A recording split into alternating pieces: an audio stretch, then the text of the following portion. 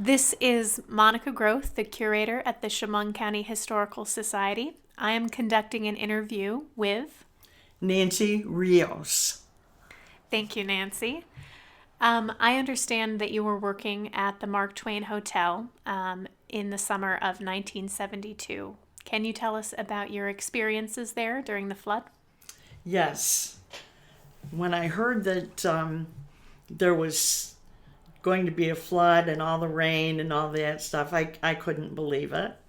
So I walked the few blocks down to the river about 4 o'clock in the afternoon, which was before my shift started at the Mark Twain Lounge. And I walked down and looked over and thought, nah, it's not going to get over that wall. Not a good judge, actually. So I walked down, went back, and then I told my coworkers there, no, I don't think we'll have to worry. So we continued that evening working and until it closed, until the water started coming under the door or something like that. And then it came. It rained. There is a song that someone recorded about that. Mm-hmm. And you mentioned there was a baseball team staying at the hotel. There was a baseball team from Canada, and they were here to play the Elmira Pioneers. And there were quite a few of them. I guess there must have been like 30 on the team, and managers and all that stuff too. So normally they would just be in the lounge having a couple of drinks if it wasn't a game night, and we wouldn't even get to know them or anything, but they were sitting with us. In some of them were, at least the umpires and that were sitting with us in the mezzanine during the flood. Yeah. And tell us more about their activities or what you observed them doing when the waters got higher. Once it started, we were all the employees were there, or all the people that lived there. We were in the mezzanine, which is near the switchboard, and it's kind of like the second and a half floor of the hotel. And then we were discussing. That's when I went down and saw that I didn't think it was going to happen, and then we knew that it was going to happen. They directed us to go there, and we got talking with one another, and then the next day, actually it was the next morning, we girls we went up to the roof, which is like 7 stories high, and we're watching it come down the river, watching stuff come down the river. There was a house that broke free and hit the bridge, the Walnut Street Bridge, which was 2 bridges away, if you count the railroad bridge too. Then there was, right across the street from the hotel on the Mark Twain, or on the Main Street side, there was a furniture store called Bern, Bern Furniture. And I saw the windows smash, and the furniture started floating out the windows and going up the street. It headed north, but we were at a corner on the corner. So as soon as it got to the corner, it turned right on Gray Street, past the front of the hotel. And one of the things, these baseball players were 6'4" and more, and they were out the front door. They were holding the front doors of the hotel open, and we girls sat on the steps, the big marble staircase, and we're watching them. And they were hauling in furniture as it floated by. They got a recliner for me, and you had to get the smell out first. I mean, the only part that was wet was the bottom. And so we turned it upside down when we got it upstairs into my room. And then they got a pine coffee table, pine floats. So it was floating by, and the plastic artificial flower arrangement was still on top of it. It made it around the corner, out the window, around the corner, and up into my room. And I was on the 7th floor at that time. Yeah. And so that was pretty cool. I had my own coffee table now and my own recliner in the standard room of this hotel. And let's pause a minute. Go ahead. okay. And so we were really busy just looking Yeah. and finding out. And I never thought, I remembered that I had my bicycle down in the basement. And I used to do my bookwork and stuff for the lounge down there. And that's where our stock was of liquor and everything was downstairs in the basement. I didn't get any of that out. But I did get my bicycle out because I thought I might need it. And then I forgot to get my clothes. I had my winter clothes down there in brand new suitcases. And I forgot about that until afterwards. But I got the bicycle out and I kept that upstairs a little higher up. And were you able to recover those clothes, or were they? I destroyed? was. I got them out of there. I don't know that I ever wore them. I'm sure I did. I got them out soon enough that I could wash them, after that, and that was okay.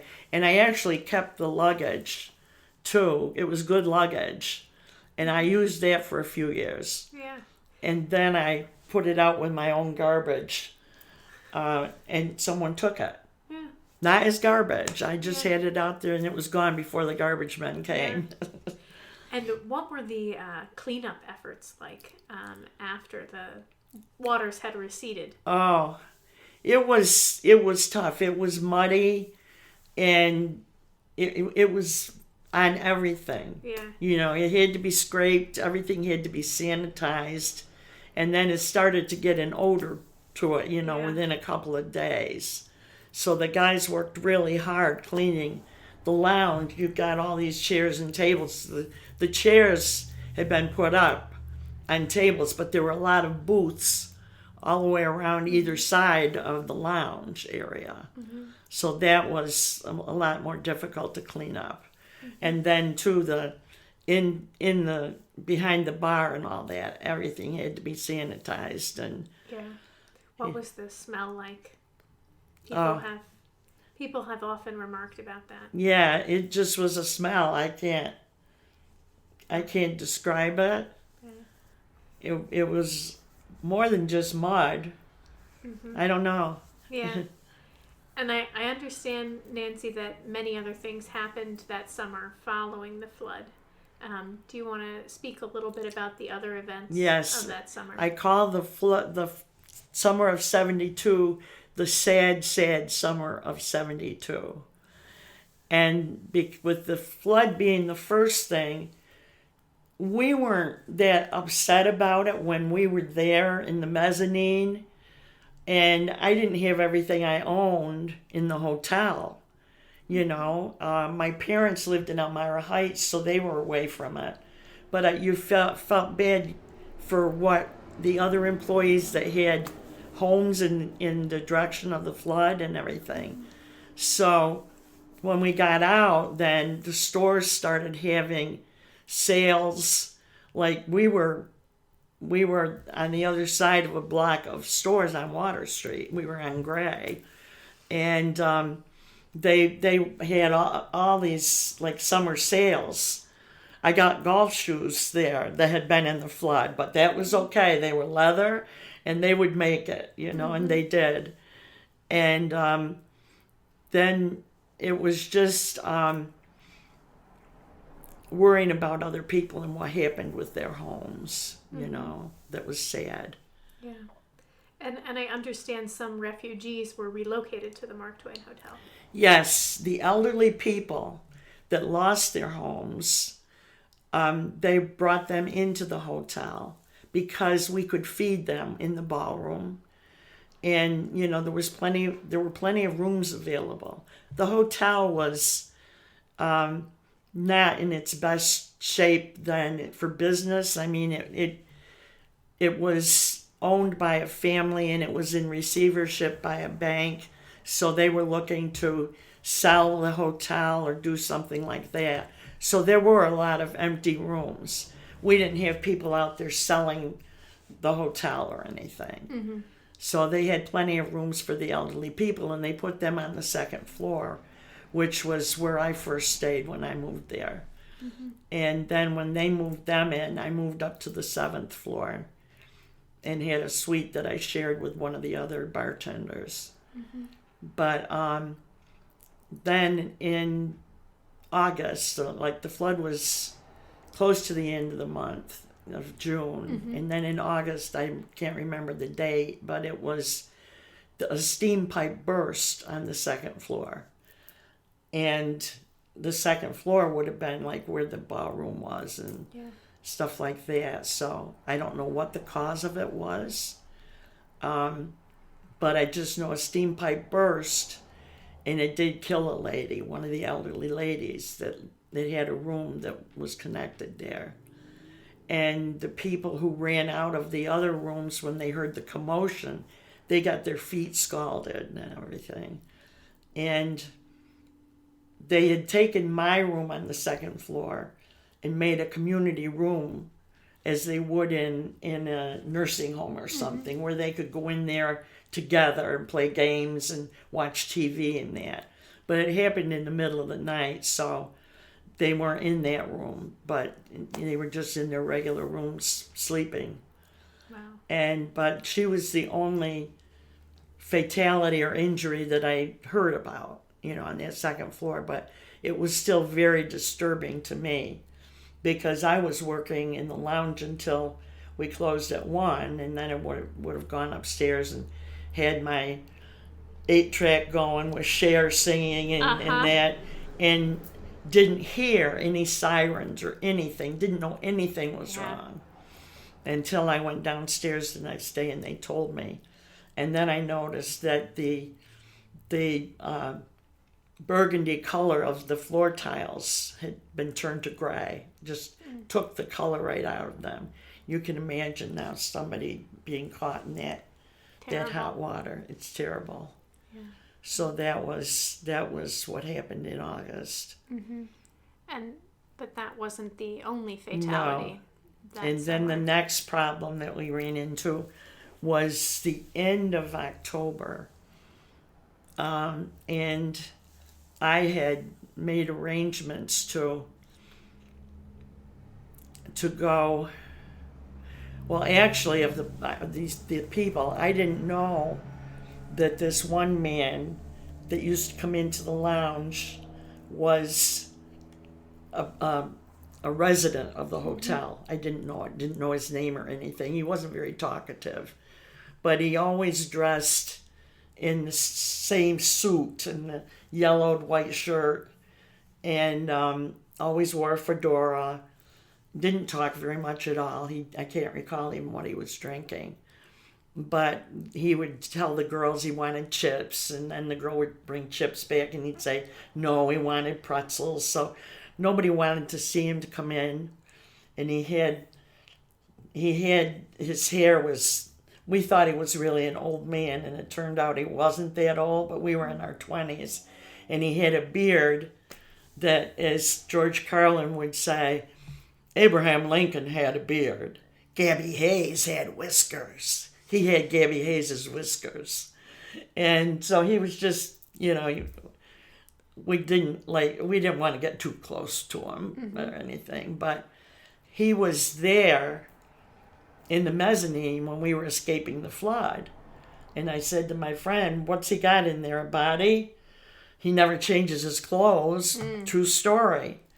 And he had when he brought his suitcase to the mezzanine. Yeah, his suitcase was a trunk. So we were surprised, but yeah, he didn't know how far he'd have to go. So at that time, it was a surprise to us to even find out that he lived there. And I don't know how long he'd been living there. So we were there, and then we were well taken care of. Actually, they sent like rations to us. They called them MREs, yeah. Yep. And we were fine with that. And we actually had, right off the mezzanine was a little restaurant. And we could go in there and eat off the tables and that. And so that part wasn't bad. Most of us could return to our room if we needed to. But I think they wanted us to spend our time in the daytime downstairs, where we were all accounted for. And tell me a little bit more about this gentleman Okay. and what you witnessed. Yes, in October, close to the end of October, so it was a couple months later.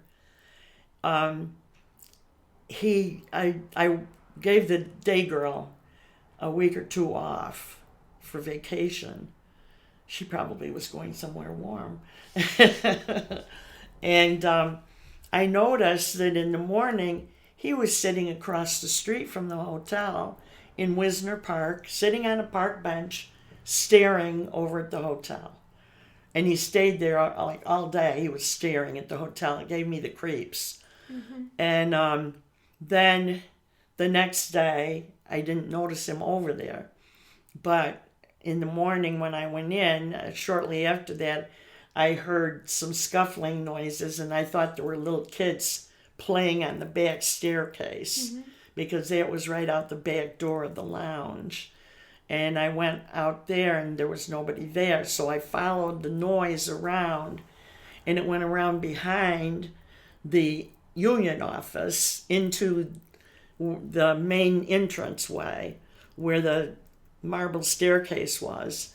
And then I saw through the windows, the plate glass windows, that this man that I didn't know with the whiskers and everything, and I can't remember if he still had the fedora on, he must have, but he was bludgeoning the man who worked there, the union officer who worked there, with a 3-foot pipe.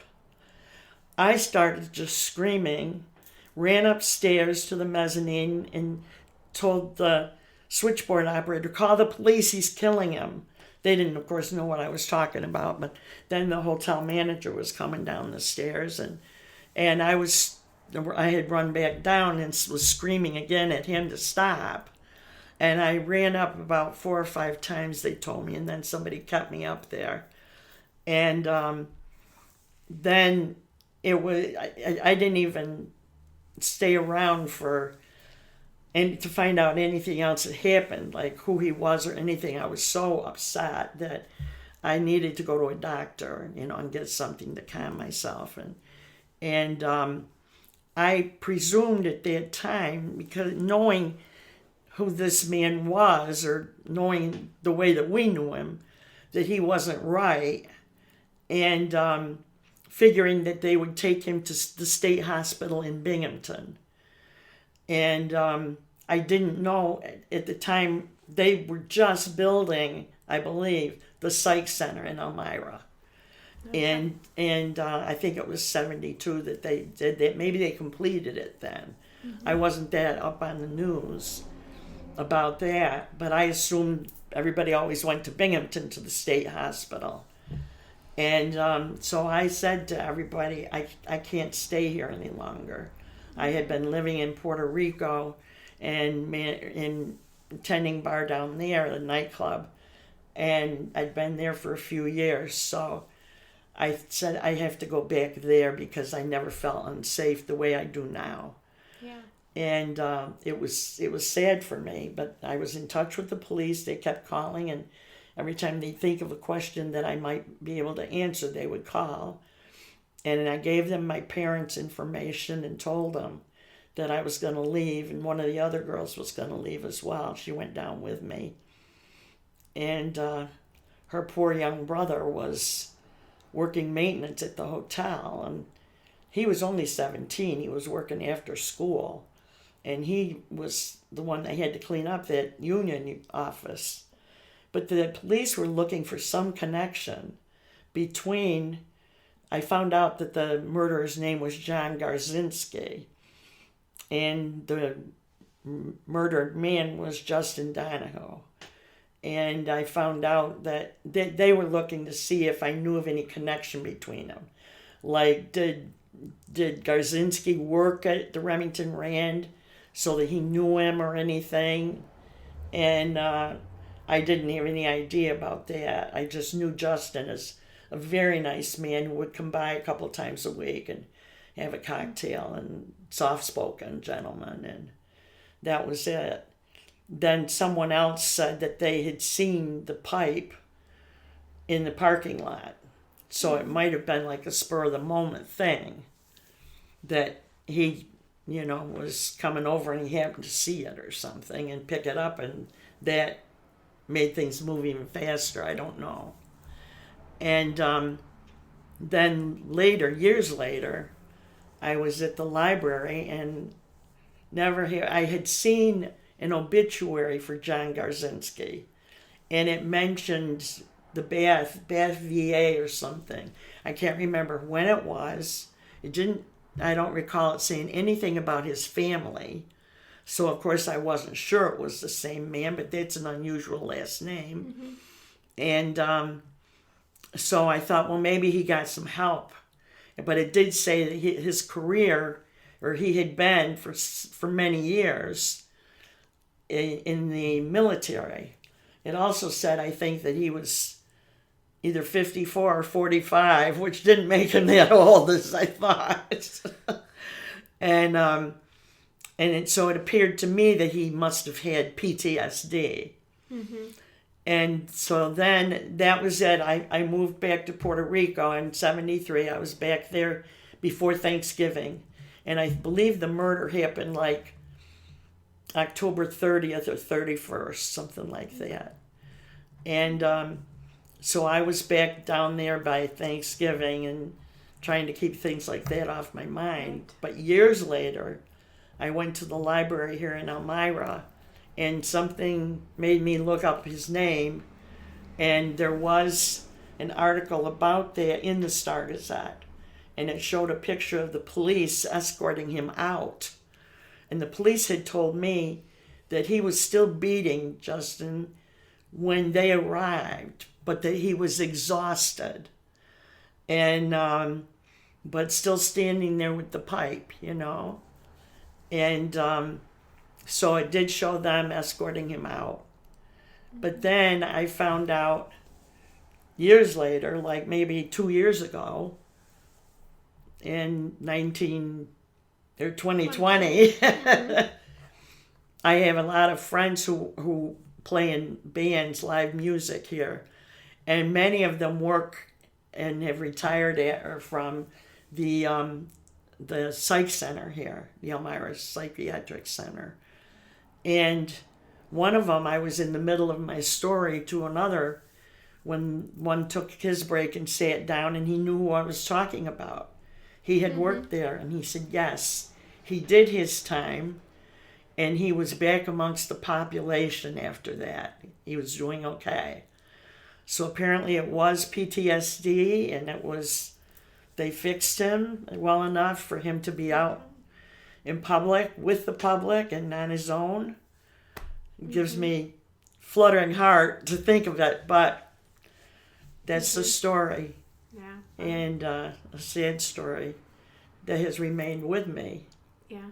And things remind me of it all the time, as you would be. And brings tears to my eyes. Yeah. It must have been very hard. Yeah. Well, thank you for sharing it with us. Are there any other details of your time there that year or beyond that you'd like to share? I don't think so. I think that's about it. Thank you. Thank you. Well, thus concludes the interview with Nancy Rios, July 26, 2022. Thank you, Nancy. Thank you. I'm glad now that some